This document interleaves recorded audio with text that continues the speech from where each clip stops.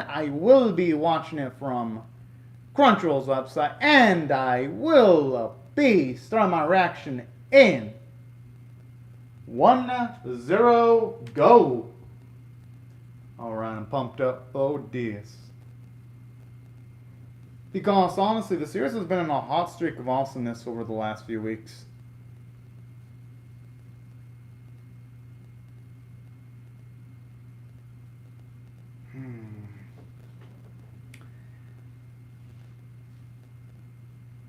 It's a shame that Suki went down the way she did, but she only did it to herself, though. If I'm being perfectly honest.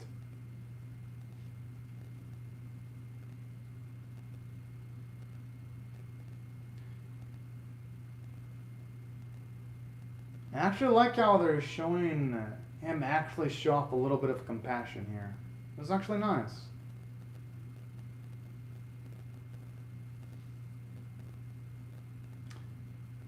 I mean, the kid looks smart.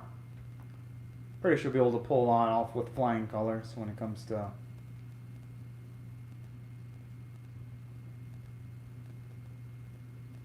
Oh! Whoa!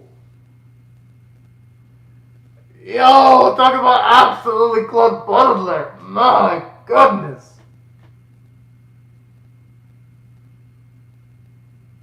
Wow. I don't even know what to fucking say.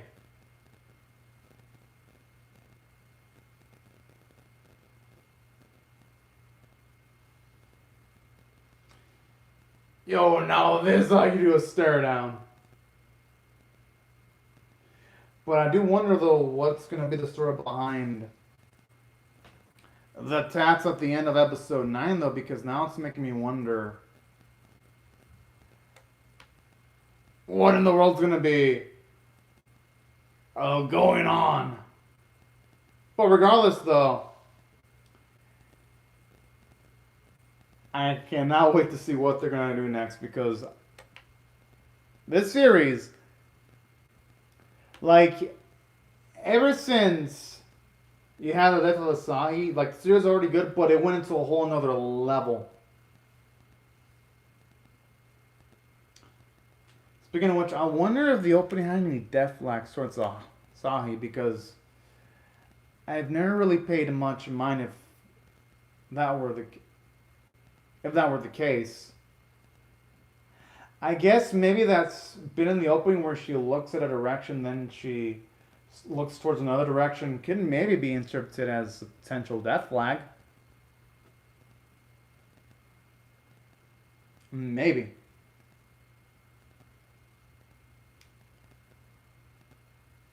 And that scene where she's tearing up too could also be perceived as a potential death flag too, because I've seen a few animes where you have characters crying and they end up being the ones that end up perishing in the series.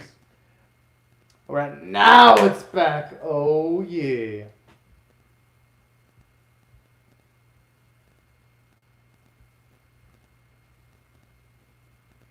Whoa! Okay, that looking nasty.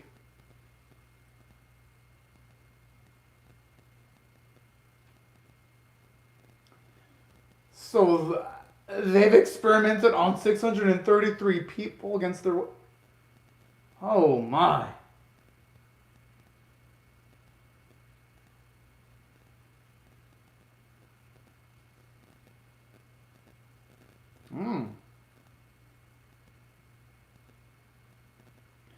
I mean, hell, anywhere would be better than that spot. Oh.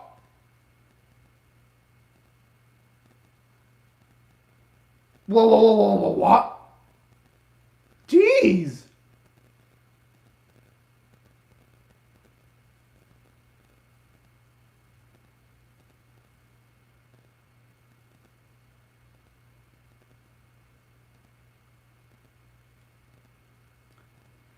I just hope they don't notice the glass shard.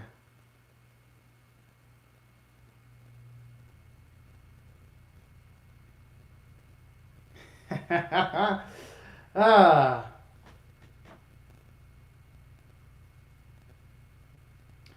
I gotta admit though, that is actually a badass feat though. Doing it with a small amount of prep time, while still having at least the stamina to run a fair distance, is actually pretty impressive.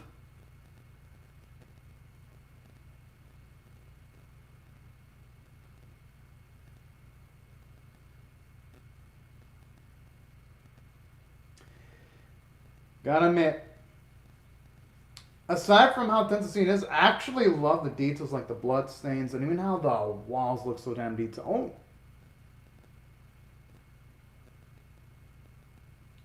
knew it. Hmm.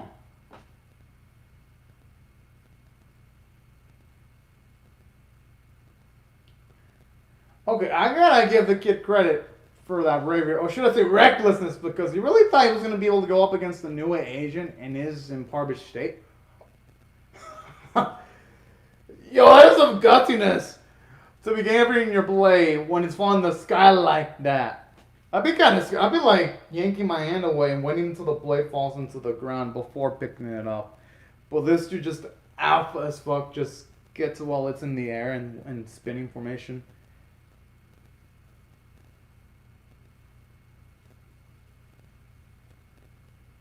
It's a shame he escaped captivity only to end up in a different kind of captivity. But whatever the case may be, it's gotta at the very least be better than being experimented on at the very least as a consolation. I wonder why he would kill some of the other people being experimented on though. I understand the guards.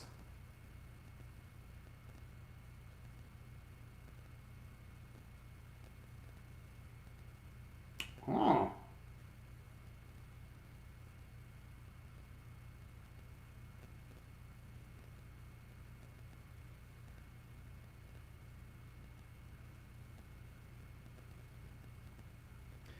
At least now we're getting backstory.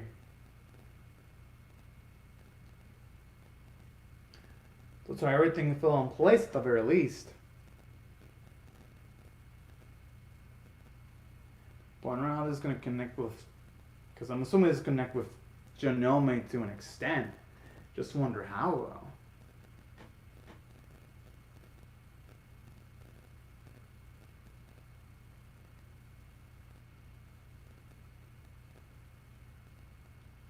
though. Oh!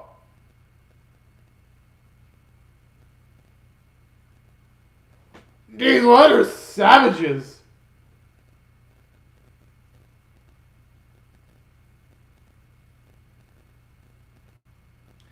You know, in a way, his friend was kind of right. And I'll say kind of because, hey, whatever the case may be, that would still be preferable than being stuck in a cage. At least he gets to venture in the outside world and maybe potentially find a means of escaping.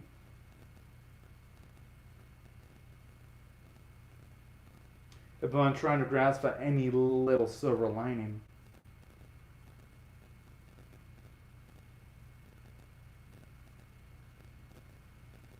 Oh man. I'm kind of glad they didn't show Jen lick every single thing, because that would have probably made my stomach feel a bit sick.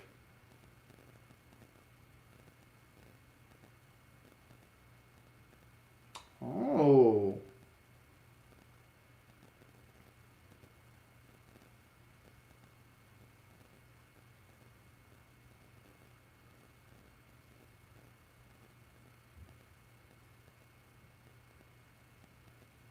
Kind of sad how the man doesn't have a name though.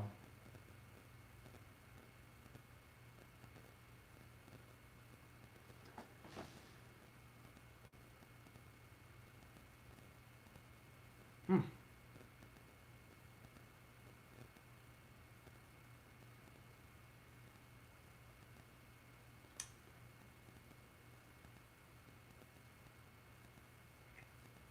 It's a shame though that the Secret Runner knew it has done some shady ass shit throughout the years.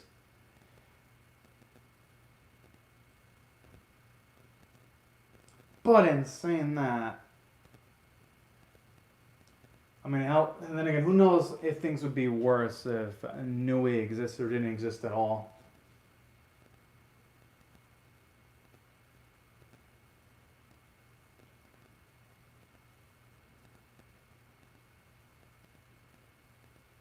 Oh.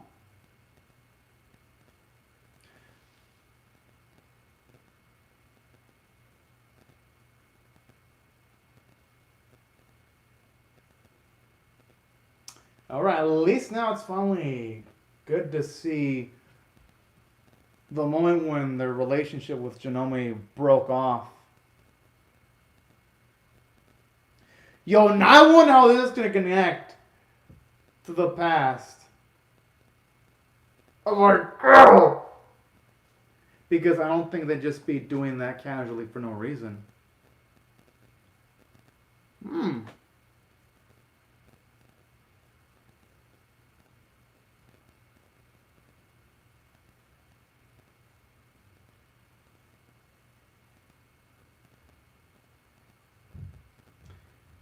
I God, I mean, he looks badass as hell. But now that makes the question, though. If he was meant to guard the clan, then how the hell did the Kasumori clan end up in deep shit then in the series? That's the biggest question now.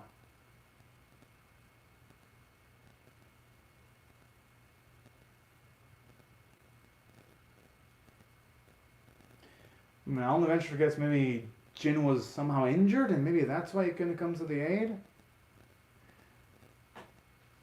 of the clan in their time of need. Ah!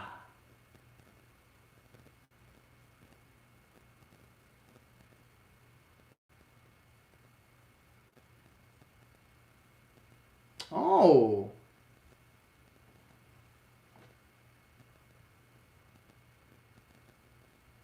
Oh.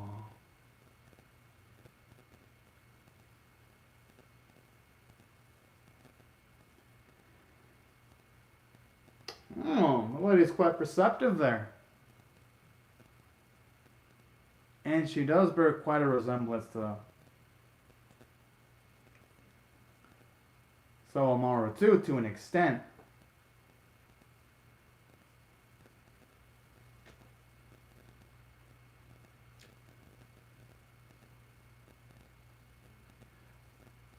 Well, Jin can just step away from the wolf and then drop the sword.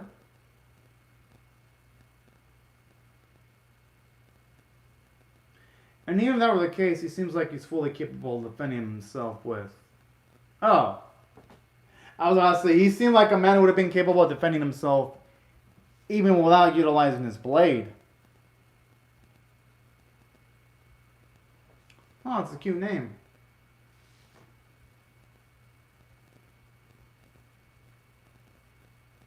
Oh. Oh. Okay, I thought for a second something was going to happen to the lady because I'd have been worried. But then again, knowing how things go down in this series, something is going to happen to her.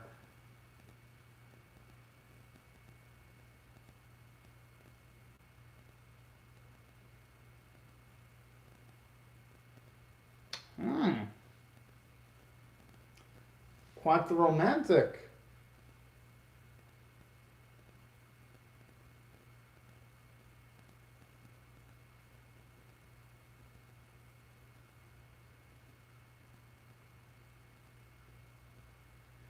Well, everything seems fine at the moment, but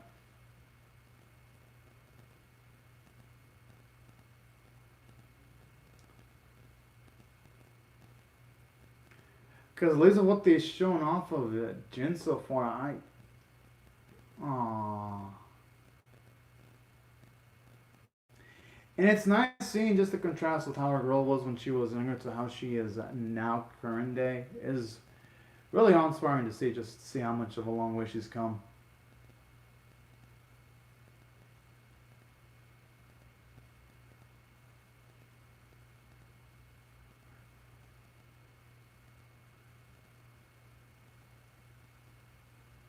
Wait, so they want the clan eliminated just because of that?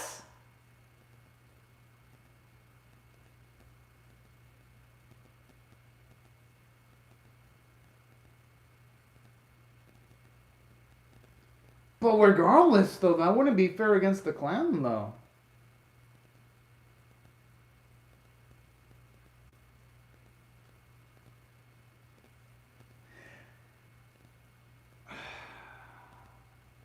Okay, now that explains why. So I'm already had a lot of anger towards Jin at the end of last week's episode. Then that puts it all into perspective now.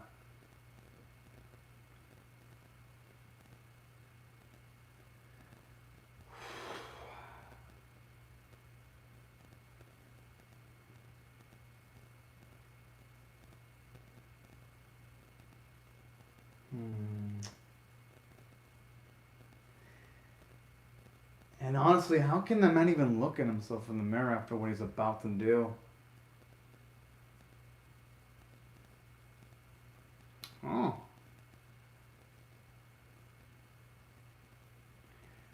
And that explains the significance of the birds then.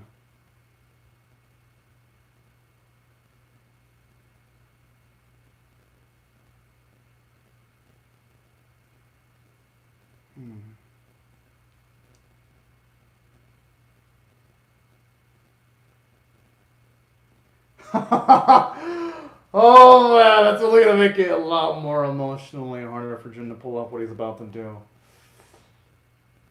And it's gonna make things all the more tragic too.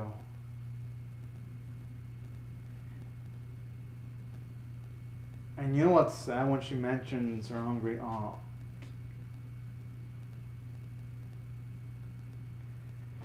I mean, normally that's I feel bad for Jin, but he still went through with killing all the clans members though, so it's like, yeah, he really didn't want to do it, but regardless, he still pulled the trigger, or should I say, he still pulled out his blade.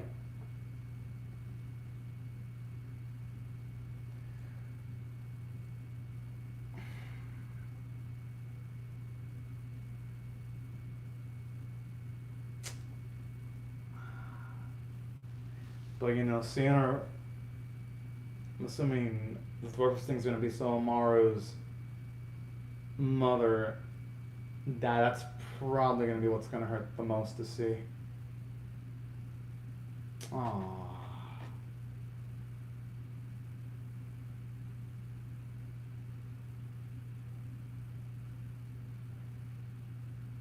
The thing is, at that point, the warning's it's already too late.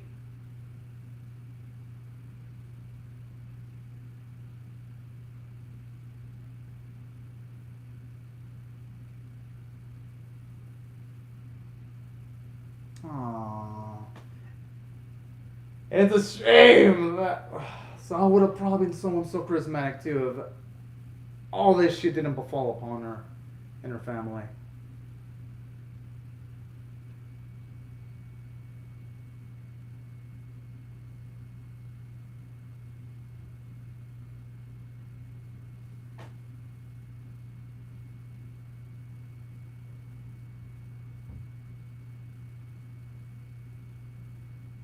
So that's how we did it. Oh, she didn't even have a chance to even whip out her abilities. Oh, man. That was not pleasant to look at.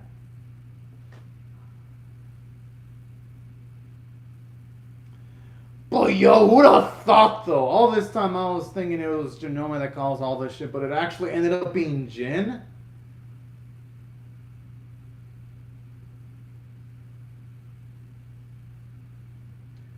Yo, I kind of like how that first line that she told Jin ironically ended up being what saved Sawamaru.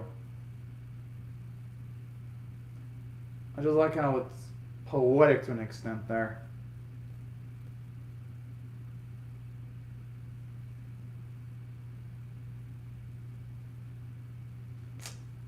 So that's when they ended up with bro. No.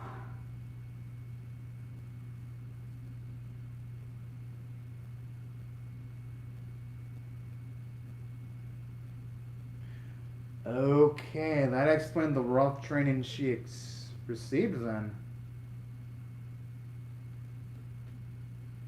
Damn it, if only Jin would have done that earlier! And broke orders in not just sparing Solamar, but at the very least her family.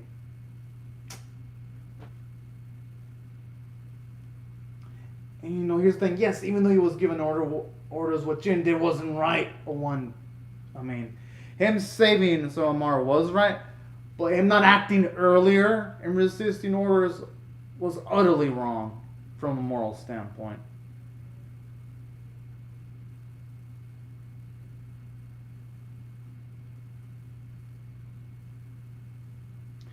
And ironically enough, that girl that he's spent so long protecting now wants his head to roll into the ground.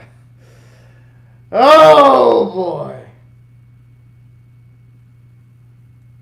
But that's some fantastic stuff. I did not see this twist coming.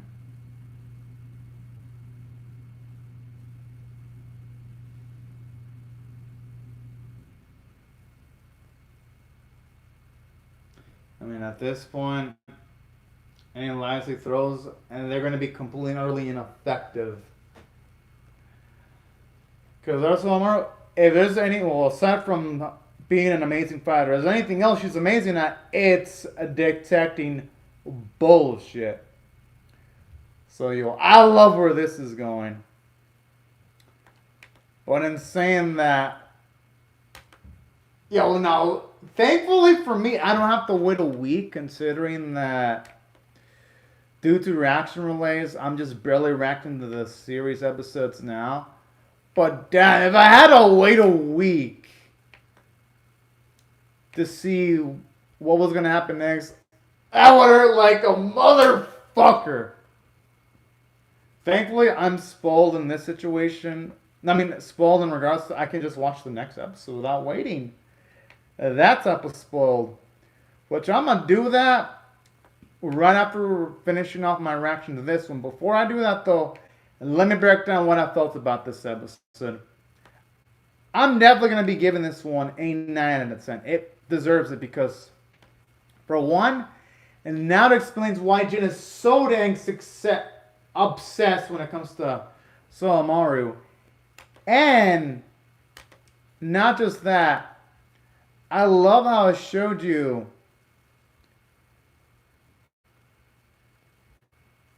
how much of a hard ass he was, because I love how this episode specifically showed off that he only really started getting conscious after he killed Solomaru's family. And he protected Solomaru herself. And that's only when, because we see those snippets of compassion. Well, we kind of saw it last week when we saw that he let the blondie live. But we saw it this week too, when he let the boy live. The issue is, it is far too late. And I love how this series is going to show us that there's going to be consequences towards that. Because Solomaru looks like she's ready to absolutely kill the bastard. So you know what? That's what I like about this episode. Because, for one, it really now shows us who really was one of the major antagonists in this series. And it's an antagonist that has been an interesting character since the very get-go. So the conflict versus Solomaru and Jin is going to be captivating to see for that reason. Because they're both characters that I've absolutely adored during the series. Well, definitely don't adore Jin anymore, but I did before this episode. So that's another thing going for the episode too. There's going to be a lot of emotional conflict next week. It's going to make the battles engaging. And that's why I thought the episode was just absolutely narratively strong. Now, in addition to that, I also love how that also explained why Solomaru's clan was eviscerated, because it makes sense. They're not going to have their guard up against someone that was protecting them for a long while, because, at least going by the implications, it seemed like Solomaru's mother was powerful. But then I like how this episode also patched things up pretty dang perfectly too, if you ask me. Now, in saying that, there are also other things that I really enjoyed about this episode aside from all that, though, because aside from the script being fantastic, I gotta say, I absolutely loved the artwork. It was gorgeous, especially the sequences involving Soromo's mother, or the sequences involving the action bits involving Jin kicking ass. Those looked great. Facial expressions were amazing. And the vocal performances were amazing. And that's why I gotta give the episode overall a 9 out of 10. It was just pretty damn good from start to finish. And honestly, I just want to click and react on the next episode as quickly as possible. So I'll say the usual things I'll say when I finish off with my reaction. Hope y'all rate the video, share it, comment, or subscribe, because you're not going to want to miss my reaction to episode 11, which I will be starting my reaction to that in probably 3 to 5 minutes. But anyways, y'all, thank y'all very much for watching my video, and I hope y'all have a fun, great, safe, and fantastic day, everyone. And later.